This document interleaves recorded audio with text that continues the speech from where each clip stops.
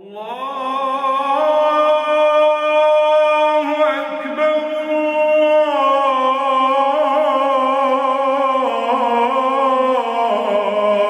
Allahu Ekber. Assalamu alaikum wa rahmatullahi wa barakatuh.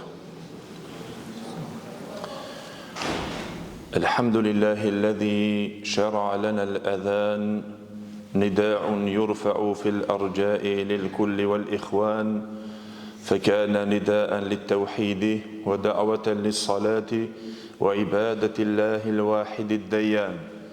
أشهد أن لا إله إلا الله وحده لا شريك له له الحكم وله الحسن الثناء فأشهد أن لا إله إلا الله وحده وأشهد أن نبينا وحبيبنا وشفيعنا محمد رسول الله إمام المرسلين وخاتم النبيين وصفوة خلق الله أجمعين.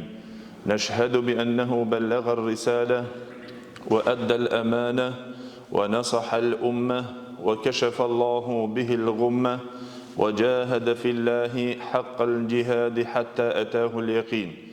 فصلوات الله وسلامه عليه وعلى آله وصحابته والداعين بدعوته والعاملين بسنته بإحسان إلى يوم الدين وبعد.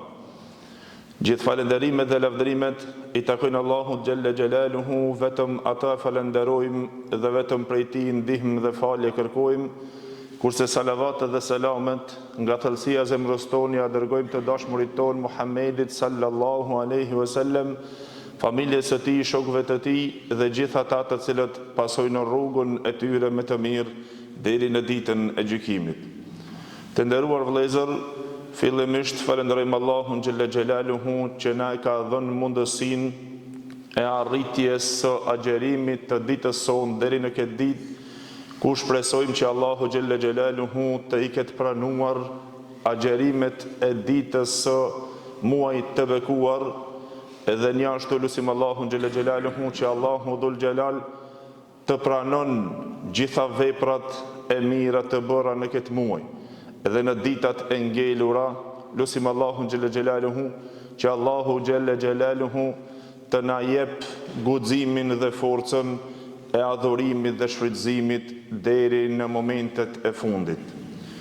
Padyshim se jemi duke folur rreth një ritualit të Allahut Gjelle Gjelaluhu edhe një thirrjes hyjnore, edhe cilat ishin ato disa nga kushtet e kërkuara, duke folur dhe duke u njoftuar rreth disa rregulla me të cilët kanë të bëjnë në thirrjen e ezanit, të ikametit dhe se çështja e muezinit. Këto janë çështje që na duhet që na të informohemi dhe të lajmërohemi dhe të I dimë. Ku treguam në dersin e kaluar disa prej tyre se si qëndron çështja e thirrjes së ezanit, ajo e cila meriton që të njoftohemi dhe të dimë vëllezër, një ashtu është se si është qëndrimi, pozita dhe forma e muezinit. Ai muezin I cili e thirr ezanin, si duhet të jetë? A ka rregulla mësimore të Kur'anit të Allahu Gjelle Gjelaluhu në këtë çështje?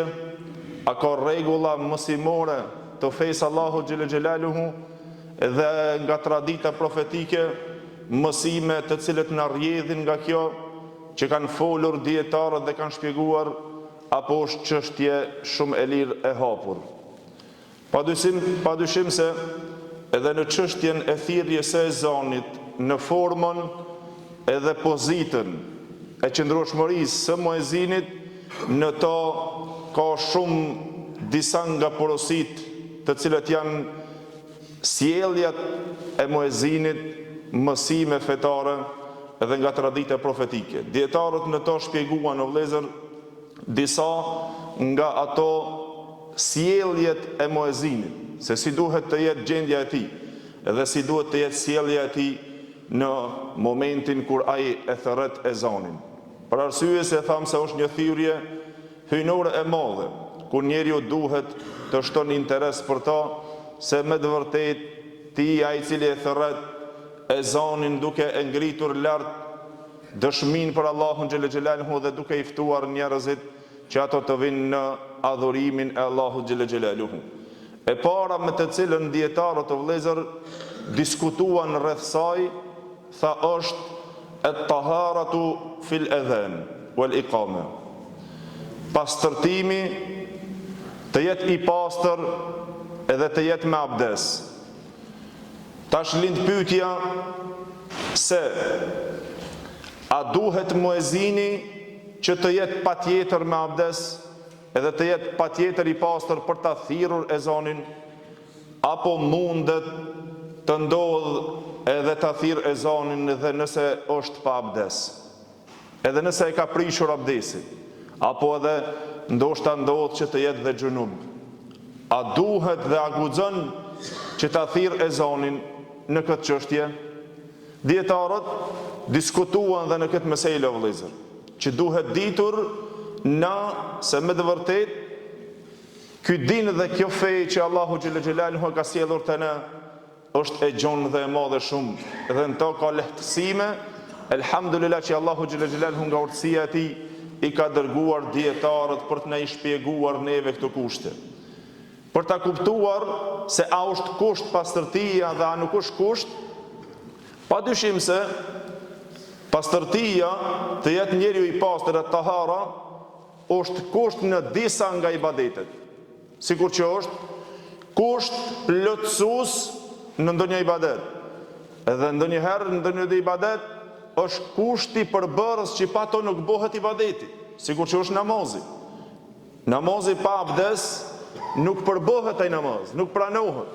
Pra, ka prej ibadeteve të cilët janë kusht që në to ti të japësh pa tjetër përmbushjen e këtij kushti. Po nuk e përmbushe, nuk të llogaritet ai ibadet. Dietarët në këtë pjesë ka të cilët janë të bashkuar prej ibadeteve të tilla. Një ashtu prej atyre të cilët i ka vendosur si kushte që preferohet të jetë i pastër, mirë po nuk është kusht që të jetë patjetër pjesë përbërëse e atij ibadeti. Sikur që preferohet të përmendet Allahu xhel xhelaluhu, që të jetë i pastër duke përmendur Allahun xhel xhelaluhu, të jetë me abdes kur ta përmend Allahun xhel xhelaluhu. Edhe se në këto futet, padyshim se ezani, përmendja e Allahut xhel xhelaluhu më e madhe, në këtë pjesë futet në anën e pëlqimit të cilët e kanë kushtëzuar si preferencë që e kanë preferuar dietarët. Prej tyre një shumicë që kanë vendosur disa prej tyre si kusht, kur të jetë në tavaf, e kur të jetë domethënë gjatë umrës e kështu me radhë, pra ibadetet në veti secila merr atë dispozitën me të cilën e kanë ndajtur dietarët e vëllezër sipas rëndësisë së atij ibadeti. Por prej pjesëve ka me të cilët ka radhë në pëlqimin dhe preferencën e dietarëve, e çështja e ezanit futet një ashtu te ana e dhikrit të përmendjes Allahu xhel xhelalu. Dietarët në këtë pikë janë ndarë në disa mendime. Dietarët të cilët janë të tubuar, edhe më sakta e dietarëve, fjala e tyre, më e sakta është që urrejhet që të thirret ezani nëse është pa abdes dhe nëse është i papastër. Kjo është me pajtimin e shumicës së dietarëve. Disa prej tyre shkuan se nuk është e urrejtur. Edhe disa prej tyre tjerë shkuan në ato se dallon thirrja e ezanit edhe thirrja i kametit. E dalluan një pjesë prej dietarëve nëse bën dhe nuk pëlqehet ta thirrë ezanin, mirë po a është e saktë ezani nëse thirret pa abdes? E dalluan çështjen e ezanit nga i kameti. Një grup e dietarëve, shumica atyre shkuan se ban dhe ezani është në rregull të thirret nëse thirret pa abdes. Ndodh që nuk ka abdes, ka ardhur vakti, ka ardhur koha, që ai duhet me thirrë muezini ezanin, ai e thirr ezanin edhe pse nuk ka abdes. Këto dietarët janë të bashkimit se ezani është i saktë dhe është në rregull. Mirë po ku thash shumica e dietarëve, xhumhuri, edhe në tohin dhe medhebet, të cilët i njohim se urrejhet që të jeti pa pastër. Tamam? Njashtu, dikush e kurthëzoi ma shumë të çështja e ikametit. Tha, nëse bën të ezani, mirë po të ikameti e shtërngua në urrejtjen dhe më shumë. Për arsye se thanë të ikameti është çështja e ofrimit me namazin. Ky si e thirr ikametin pa abdes dhe pa qenë i pastër, në fakt duhet pastaj që të falet. Mirë po nëse e thirr, a pranohet? Dietarët normal që shkuan në ato se pranohet. Prej tyre një pjesë shkuan në ato se nuk pranohet dhe prej tyre dhe me thonë e dalluan se a pranohet dhe a nuk pranohet me urrejtje. Dhe shumë fjalë të dietarëve në to vëllezër, po shkurt për ta kuptuar, njashtu dhe dalluan pastaj dhe te çështja e abdesit apo gjunubit. Nëse është gjunub dhe është i papastër, a ka drejta ta thirrë ezanin? Dhe në këto dietarët normal që përsëri u ndajtën te pjesa e ezanit dhe te ikametit, mirë po ku tha shumica e atyre që urrehet dhe janë të bashkuar të gjithë në pëlqimin se është mustahab të jetë i pastër. Mirë po jo se është kusht patjetër.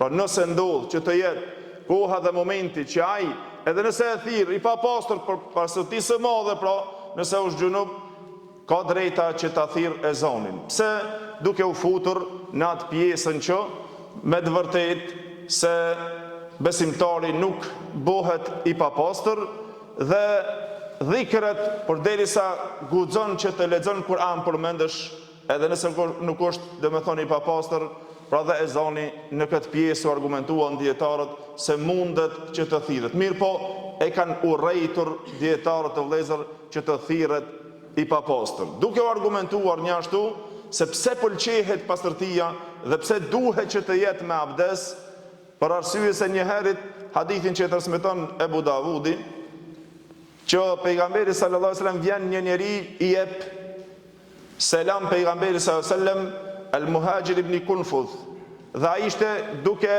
kryer nevojën e urinës së tij. Tha dhe ai kur e sheh jep selam pejgamberit sallallahu alajhi wasallam dhe nuk ja kthen pejgamberi sallallahu alajhi wasallam selamin atij. Edhe pastaj tha, më fal, kërkoj ndjesë se nuk dëshiroja që ta përmendja Allahun xhela xhelaluhu dhe unë duke qenë i jo me abdes. Dhe me thonë duke qenë jo i pastër, nuk e përmendja Allahun vetëm se kur jam i pastër.